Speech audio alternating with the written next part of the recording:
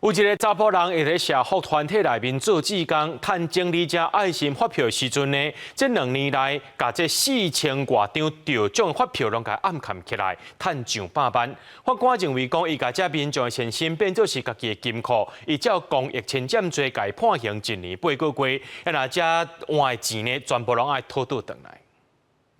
加出来发票，放入去爱心发票捐赠箱，希望得奖了后帮助到需要帮助的人。不过，确实有人贪念，4代的查甫人担任创济基金会贵人婚姻这社福团体志工，趁整理爱心发票机会，2年中间私底下加4000多张得奖发票去兑换奖金。国税局发现各样，通知创济专案才逼出来，不法摕到上百万块。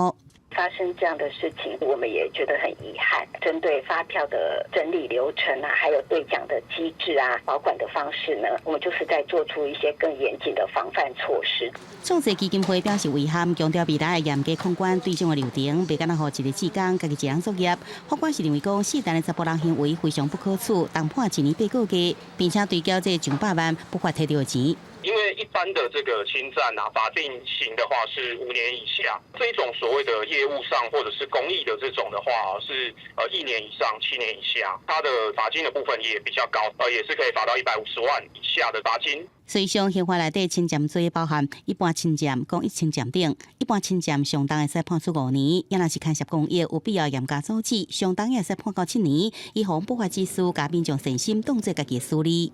记者综合报道。